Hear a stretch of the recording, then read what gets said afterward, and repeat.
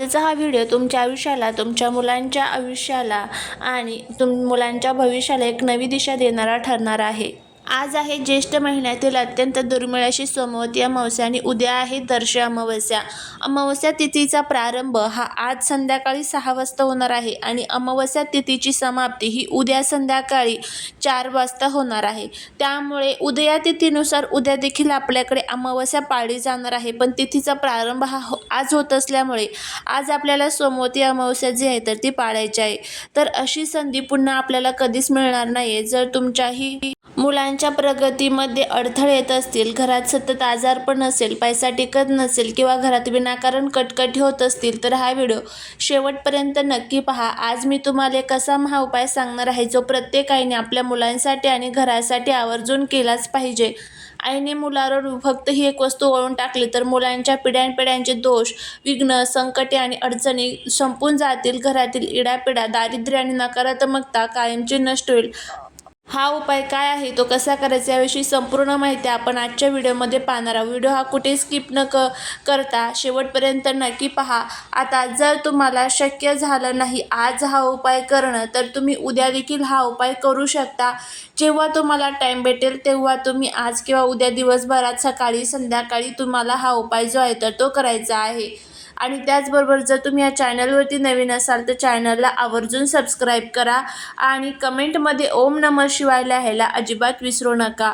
शास्त्रानुसार जेव्हा सोमवारी अमावस्या येते तेव्हा तिला सोमवती अमावस्या म्हणतात. सोमवार हा भगवान शंकरांचा वार आहे आणि अमावस्या ही पूर्वजांची म्हणजेच पितरांची तिथी मानली जाते.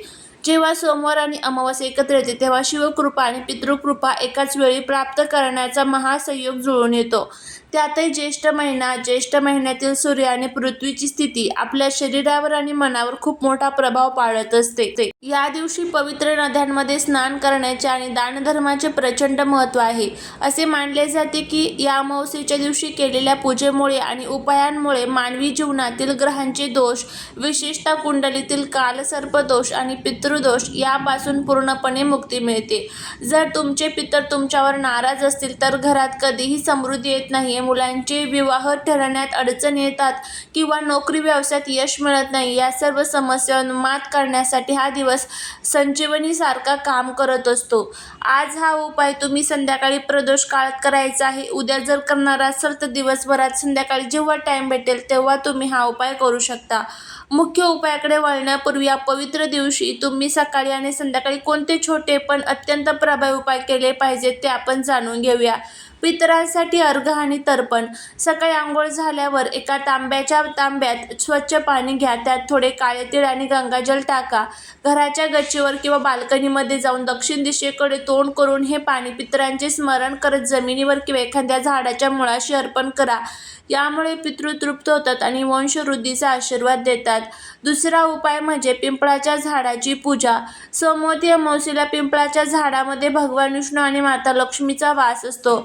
या दिवशी पिंपळाच्या झाडाला कच्चे दूध आणि पाणी अर्पण करा. झाडाभोवती परिक्रमा करा आणि जमल्यास तिथे 7 वातींचा दिवा लावा. यामुळे घरातील दारिद्र्य संपून लक्ष्मी स्थिर राहते. तिसरा उपाय म्हणजे महादेवांचा अभिषेक. सोमवारी अमावस्या असल्यामुळे महादेवांच्या पिंडीवर थोडे कच्चे दूध, काळे तीळ आणि मध अर्पण करा. ओम नमः शिवाय या मंत्राचा जप करा. यामुळे आयुष्यातील सर्व संकटे, महादेवांची कृपा दूर होऊन जाते. त्याचबरोबर हे सर्व उपाय तुम्ही उद्या देखील करू शकता जर तुम्हाला आज टाईम नसेल तर. आता आपण त्या मुख्य विषयाकडे येऊया ज्यासाठी तुम्ही हा व्हिडिओ पाहतात. आईने मुलांवरून उतारा का करावा आणि हा उपाय आज आणि उद्याच का करायचा आहे. एका आईचे आणि तिच्या मुलांचे नाते ह्या जगातील सर्वात पवित्र आणि शक्तिशाली नाते आहे. शास्त्र सांगते की जगातील कोणत्याही तांत्रिकापेक्षा किंवा मांत्रिकापेक्षा स्वतःच्या आईच्या हातामध्ये आणि तिच्या प्रार्थनेमध्ये सर्वात जास्त शक्ती असते. जेव्हा एखादी आई आपल्या मुलांसाठी तळमळीने एखादा उपाय करते तेव्हा ती प्रत्यक्ष जगदंबेचं रूप घेते. आजकालच्या धावपळीच्या युगात मुलांवर बाहेरची वाईट नजर, लोकांची असूया लागणे किंवा नकारात्मक ऊर्जा आकर्षित होणे खूप सामान्य झाले आहे. कधी कधी मुले अचानक चिडचिड करायला लागतात, अभ्यासावरून त्यांचे लक्ष उडते, मोठ्यांचा आदर करत नाही किंवा कितीही कष्ट केले तरी त्यांना यश मिळत नाही. याचे कारण त्यांच्यावर असलेली नकारात्मकता किंवा दृष्ट असते. आज सोमवती अमावस्या आणि उद्या दर्श अमावस्या आहे. दर्श अमावस्या म्हणजे अशी रात्र ज्या रात्री चंद्र पूर्णपणे लुप्त असतो. या 2 दिवसांमध्ये ब्रह्मांडातील नकारात्मक ऊर्जा नष्ट करून सकारात्मक ऊर्जा आकर्षित करण्याची शक्ती सर्वात जास्त असते. म्हणूनच या काळात आईने केलेला हा उतारा मुलांचे रक्षण कवच बनतो. आता मी तुम्हाला तो मुख्य उतारा सांगत आहे, जो अत्यंत काळजीपूर्वक ऐका आणि समजून घ्या. हा उपाय तुम्ही आज रात्री किंवा उद्या रात्री अमावस्येच्या रात्री करू शकता.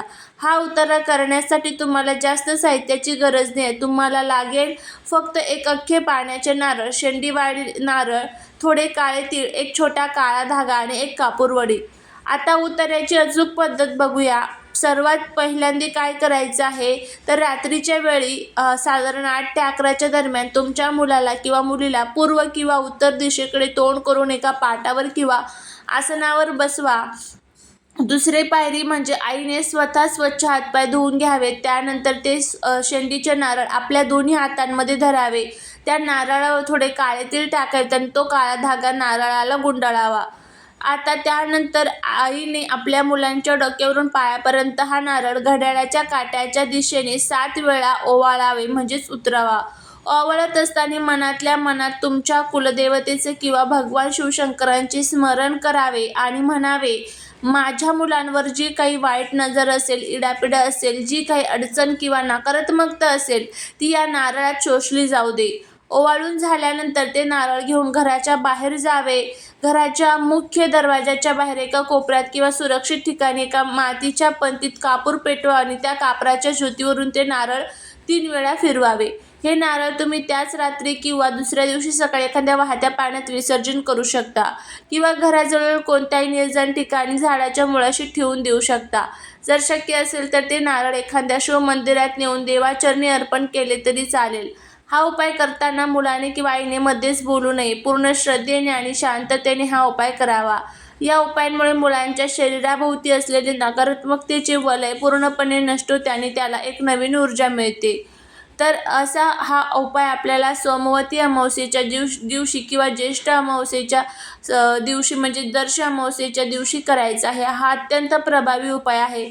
आजची आणि उद्याची वेळ निघून गेल्यावर अशी दुर्मिळ संधी पुन्हा लवकर मिळणार नाही.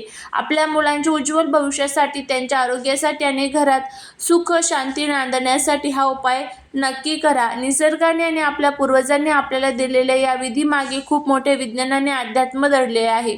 फक्त मनामध्ये पूर्ण श्रद्धा आणि विश्वास ठेवा. जेव्हा तुम्ही विश्वासाने हा उपाय कराल तेव्हा तुमच्या घरातील दारिद्र्य, कटकटी, इडापिडा, नजर दोष हे आपोआप दूर होण्यासाठी मदत होत असते.